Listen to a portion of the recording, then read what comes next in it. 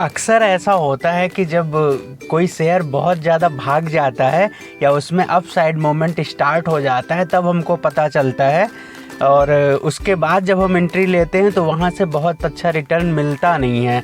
तो ऐसे केसेस में बहुत ज़्यादा प्रॉब्लम होती है और कई बार जब हम एंट्री लेते हैं तो वहीं से शेयर में गिरावट शुरू हो जाती है, तो हमको काफ़ी ज़्यादा नुकसान हो जाता है। लेकिन आज हम केमिकल सेक्टर के एक ऐसे छिपे हुए शेयर की बात करेंगे जो अभी मेरे ख्याल से बहुत लोगों को नहीं पता है इस शेयर के बारे में, और इसमें बहुत बड़ा अपसाइड मूवमेंट होने की पूरी संभावना बन रही है। और ये शेयर अभी न्यूज़ में भी नहीं है, तो इस शेयर को आज हम कवर करेंगे। और सबसे अच्छी बात ये है कि शेयर अभी अपने 52 वीक लो के पास ट्रेड कर रहा है। कंपनी जो है स्पेशलिटी केमिकल सेक्टर में काम करती है और कंपनी का जो वर्किंग पोर्टफोलियो वो गजब का है। और अगर हम बात करें कंपनी के बिजनेस वर्टिकल की, तो कंपनी जो है सेल्फ लाइफ सॉल्यूशंस प्रोवाइड करती है, जिसमें कंपनी एंटीऑक्सीडेंट बनाती है। और ये एंटीऑक्सीडेंट कंपनी प्लांट से भी बनाती है और केमिकल वे में भी बनाती है। और कंपनी परफॉर्मेंस केमिकल को भी प्रोड्यूस करती है, बनाती है। और एरोमा इंग्रेडिएंट स्पेशली जो हम बात करें जो फूड्स में लगता है, और जो जितने भी मैन्युफैक्चरिंग सोप्स वगैरह होते हैं उसमें एरोमा जो होता है वो कंपनी प्रोड्यूस करती है, बनाती है। फूड और फ्लेवर इंडस्ट्री के लिए भी कंपनी एरोमा को बनाती है। तो ये एक ख़ास सेगमेंट हो जाता है जहाँ पे सिर्फ कंपनी की प्रेजेंस बहुत ही बेहतरीन है। हेल्थ और वेलनेस के लिए भी कंपनी अपने जो प्रोडक्ट्स है उसको बनाती है। इसमें कंपनी जो केमिकल बेस्ड और प्लांट बेस्ड दोनों सेगमेंट में कंपनी काम करती है। अगर रेवेन्यू की बात करें तो जो सेल्फ लाइफ सॉल्यूशन से कंपनी का 27% रेवेन्यू, ब्लेंड से 30% का और परफॉर्मेंस केमिकल से कंपनी 42% का बड़ा रेवेन्यू जनरेट करती है। और एरोमा इंग्रेडिएंट से अभी फ़िलहाल कंपनी 1% ही रेवेन्यू जनरेट कर रही है। और जियोग्राफिक स्प्लिट की बात करें तो यही वो पॉइंट है जहाँ से कंपनी के परफॉर्मेंस में थोड़ी सी समस्या आई है। जैसा देख सकते हैं, डोमेस्टिक से कंपनी 17% का वो जनरेट कर रही थी प्रॉफिट, और एक्सपोर्ट से 83% का प्रॉफिट जनरेट करी थी। लेकिन अभी जो फॉरेन कंट्रीज में समस्याएं चल रही है उसी वजह से कंपनी के परफॉर्मेंस में गिरावट आई है।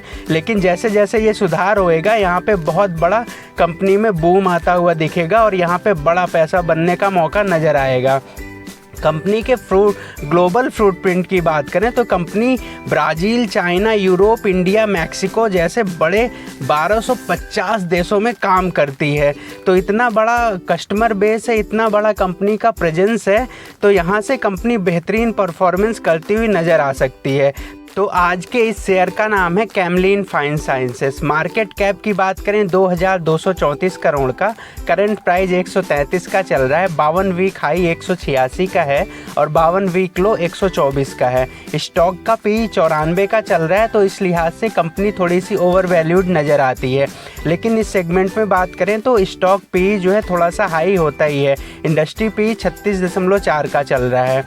तो अभी सेशन में कंपनी का परफॉर्मेंस थोड़ा सा डाउन चल रहा है, लेकिन यही मौका होता है जब यहाँ पे हम एंट्री लें, और अगर कंपनी यहाँ से बेहतर परफॉर्म करती है तो बहुत बड़ा पैसा बनता हुआ नज़र आएगा। प्रमोटर्स की होल्डिंग में इंक्रीज हुआ है, वो बहुत बेहतरीन इंक्रीज प्रमोटर की होल्डिंग में हुआ है इस क्वार्टर में। अगर कॉन्स की बात करें तो यहाँ पे जो कंपनी का है वो डिविडेंड प्रोवाइड नहीं करती, ये कोई इशू नहीं है। और कंपनी का जो लो रिटर्न है वो 3 साल से बहुत कम बना हुआ है, तो कंपनी अभी परफॉर्म नहीं की है। और इस सेगमेंट में बात करें तो जो इनका पीयर है वो पिडिलाइट इंडस्ट्री से है, एसआरएफ जैसी बड़ी company, solar industry, Linde India, Gujarat fluorochemical, Deepak nitrite, Godrej industries, Camlin fine, तो ऐसे बड़े सेगमेंट के साथ कंपनी का पीयर कंपैरिजन है। और इसमें जो अगर हम प्रॉफिट की बात करें ईयर ऑन ईयर बेसिस पे, तो पहले जो कंपनी 1187 करोड़ का सेल्स करती थी वो अभी बढ़ के 1640 करोड़ तक पहुंच चुका है। जो कंपनी का ऑपरेटिंग प्रॉफिट पहले 187 का होता था वो 157 का हो गया है। ये थोड़ा सा प्रॉब्लम है। अगर नेट प्रॉफिट की बात करें तो कंपनी पहले 65 करोड़ का प्रॉफिट जनरेट करती थी, वो अभी घट के 18 करोड़ पे पहुंच चुका है। तो जो फॉरेन कंट्रीज़ में जो प्रॉब्लम्स अभी चल रही थी उस वजह से कंपनी का प्रॉफिट गिरा हुआ है, जैसा हमने पीछे देखा। तो अगर फॉरेन में थोड़ा सा माहौल ठीक होता है तो यहाँ से कंपनी में अच्छा बूम आता हुआ नज़र आएगा। और यहाँ पे जो मेन मुद्दा था वो प्रमोटर की होल्डिंग थी।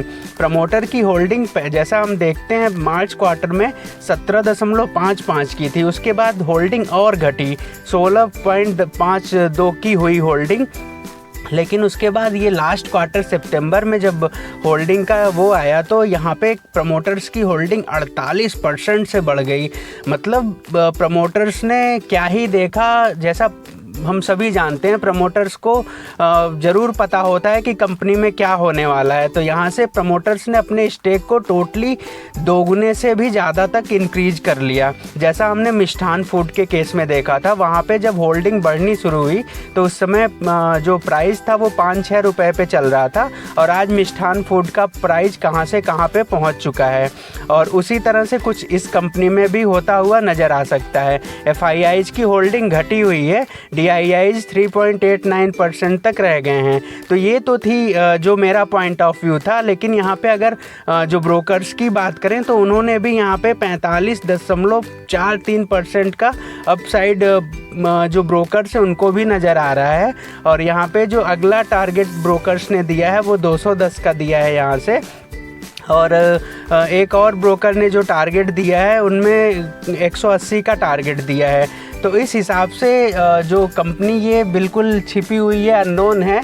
तो ये केमिकल सेक्टर की बेहतरीन कंपनी है, और अभी तक जो फॉरेन में प्रॉब्लम्स चल रही थी उस वजह से कंपनी का परफॉर्मेंस दबा हुआ था। लेकिन जैसे जैसे मूड माहौल विदेश में ठीक होता है तो यहाँ से कंपनी एक बड़ा मल्टीबैगर होती हुई नज़र आ सकती है। तो ये इसमें कोई निवेश की राय नहीं है, सिर्फ वीडियो का ये मकसद था कि आप इस शेयर पे ज़रूर नज़र बना के रखें। अगर अच्छा मोमेंट होता है तो आप यहाँ से अच्छा रिटर्न कमा सकते हैं।